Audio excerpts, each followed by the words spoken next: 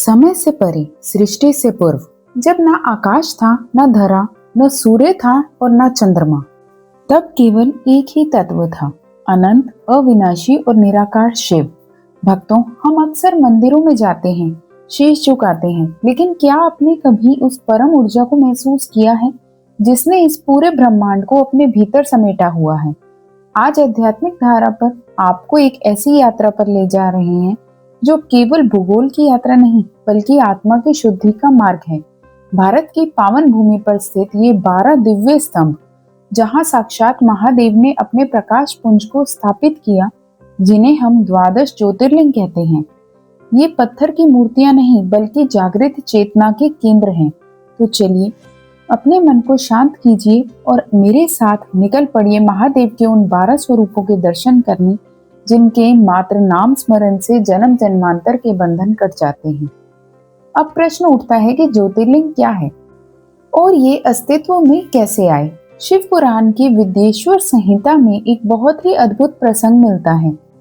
सृष्टि के आरंभ काल में जब भगवान ब्रह्मा और भगवान विष्णु के बीच अपनी श्रेष्ठता को लेकर विवाद उत्पन्न हो गया, दोनों ही स्वयं को ब्रह्मांड का कर्ता और परम शक्तिशाली मान रहे थे।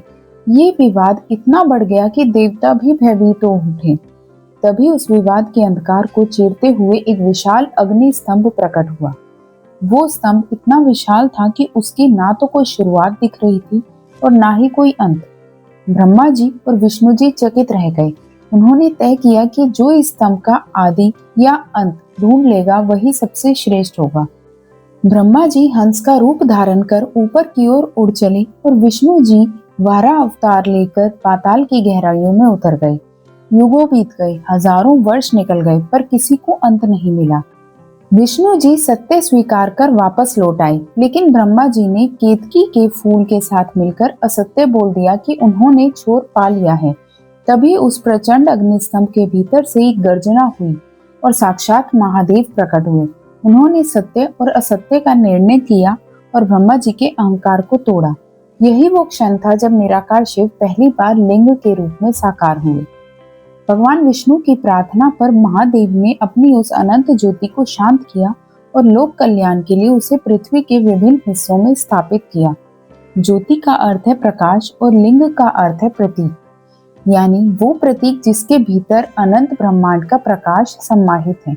ऐसे तो शिव कण कण में है, लेकिन ये 12 स्थान वे हैं जहाँ शिव स्वयं अपनी ऊर्जा के साथ ज्योति के रूप में विद्यमान हुए।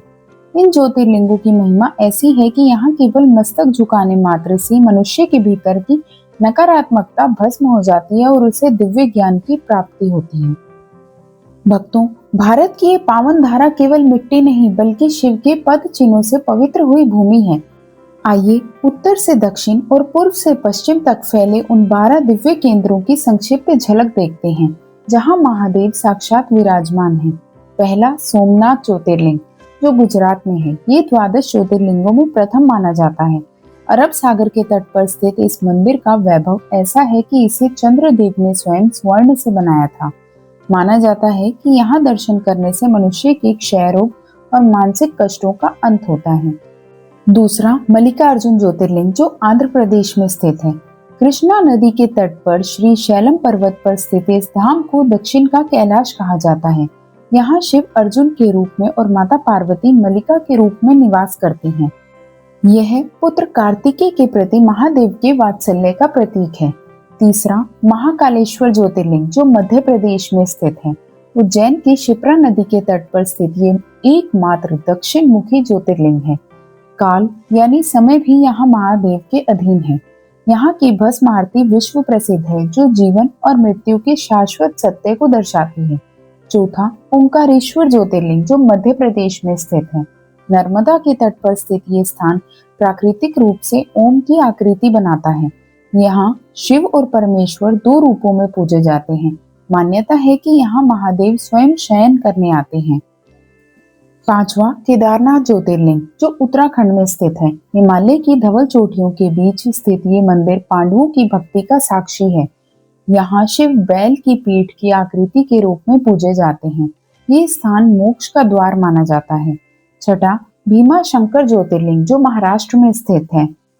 पुणे के पास सह्याद्री पर्वत पर स्थित इस ज्योतिर्लिंग का संबंध भीम और राक्षस त्रिपुरासुर के वध से है।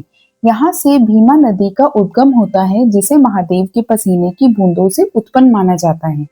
सातवां, काशी विश्वनाथ, जो उत्तर प्रदेश में स्थित है। वाराणसी, जो शिव के त्रिशूल पर टिकी है। यहाँ शिव विश्वेश्वर यानी ब्रह्मांड के स्वामी के रूप में पूजे जाते हैं। कहा जाता है कि काशी के कण कण में शिव है और यहाँ प्राण त्यागने वाले को साक्षात शिव तारक मंत्र देते हैं। आठवां, त्र्यंबकेश्वर ज्योतिर्लिंग, जो महाराष्ट्र में स्थित है। नासिक में स्थित इस ज्योतिर्लिंग की विशेषता ये है कि यहाँ एक ही लिंग में ब्रह्मा, विष्णु और महेश तीनों के दर्शन होते हैं। ये गौतम ऋषि की तपस्या और गंगा की धरती पर आने का केंद्र है। नौवां, वैद्यनाथ ज्योतिर्लिंग, जो झारखंड में स्थित है। देवघर में स्थित इस धाम को कामना लिंग भी कहा जाता है। यहाँ रावण ने अपने 10 शीश महादेव को अर्पित किए थे और शिव ने उसे वैद्य बनकर जीवन दान दिया था। 10वां, नागेश्वर ज्योतिर्लिंग, जो गुजरात में स्थित है। द्वारका के निकट स्थित ये ज्योतिर्लिंग नागों के देवता के रूप में पूजा जाता है। ये दुखों और पापों के विष को सोख लेने वाला परम स्थान है। 11वां, रामेश्वरम ज्योतिर्लिंग, जो तमिलनाडु में स्थित है। भारत के अंतिम छोर पर स्थित, जहां मर्यादा पुरुषोत्तम भगवान राम ने रावण पर विजय पाने के लिए स्वयं रेत से शिवलिंग बनाया था। ये विष्णु और शिव के अटूट संबंध का प्रतीक है। और 12वां, घुश्मेश्वर ज्योतिर्लिंग, जो महाराष्ट्र में स्थित है। ये अंतिम ज्योतिर्लिंग है जो औरंगाबाद के पास स्थित है। ये घुष्मा नाम की एक परम भक्त की भक्ति के कारण प्रकट हुआ था। ये पारिवारिक सुख और वंश वृद्धि का आशीर्वाद देने वाला माना जाता है। भक्तों, अब प्रश्न ये उठता है कि हम इन 12 ज्योतिर्लिंगों के दर्शन के लिए इतने लालायत क्यों रहते हैं? क्या ये केवल एक धार्मिक परंपरा है? जी नहीं, इसके पीछे गहरा आध्यात्मिक और वैज्ञानिक कारण छिपा है।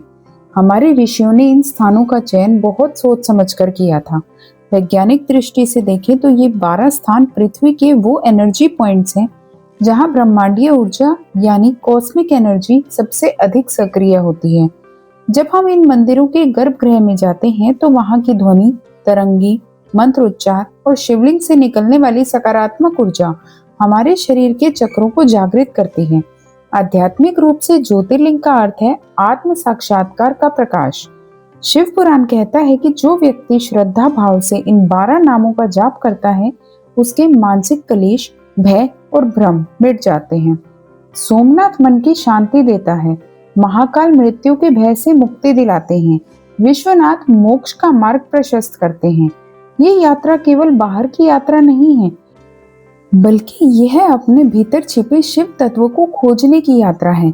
इन स्थानों पर जाने से मनुष्य की एकाग्रता बढ़ती है और उसे जीवन के कठिन निर्णयों में स्पष्टता मिलती है। यही कारण है कि सदियों से राजा महाराजाओं से लेकर आम जन मानस तक हर कोई इन ज्योतिर्लिंगों की चौखट पर शीश नवाने आता रहा है। मेरे प्यारे दर्शकों, आज की ये वीडियो तो मात्र एक झलक थी, उस असीम सागर की एक बूंद थी जिसे हम शिव शक्ति कहते हैं। हमने जाना कि ज्योतिर्लिंग क्या है और उनकी महिमा क्या है, लेकिन महादेव की लीला इतनी संक्षिप्त नहीं है। इसलिए आध्यात्मिक धारा परिवार के लिए हम आज से ही एक विशेष और अत्यंत पावन श्रृंखला शुरू कर रहे हैं। इस श्रृंखला के अगले 12 एपिसोड्स हम एक एक करके भारत के हर उस कोने में जाएंगे जहां महादेव ज्योति के रूप में विराजे हैं। हम आपको न केवल उन मंदिरों के भव्य दर्शन कराएंगे, बल्कि वहां की प्राचीन कथाएं, वहां पहुंचने का मार्ग और वहां के अनसुने रहस्य और वहां की विशेष पूजा अर्चना के बारे में विस्तार से बताएंगे। हमारा अगला पड़ाव होगा गुजरात के समुद्र तट पर स्थित कालजयी और प्रथम ज्योतिर्लिंग श्री सोमनाथ महादेव। चंद्रमा के श्राप की मुक्ति से लेकर विदेशी आक्रांताओं द्वारा तोड़े जाने के बाद फिर से गर्भ से खड़े होने तक सोमनाथ की कहानी आपको रोमांच और भक्ति से भर देगी। तो तैयार हो जाइए इस दिव्य यात्रा के लिए। यदि आपने अभी तक हमारे इस परिवार का हिस्सा बनने के लिए सब्सक्राइब नहीं किया है, तो अभी जुड़ें और इस वीडियो को अपने उन मित्रों और परिवारजनों के साथ साझा करें जिन्हें आप इन 12 धामों की यात्रा पर साथ ले जाना चाहते हैं।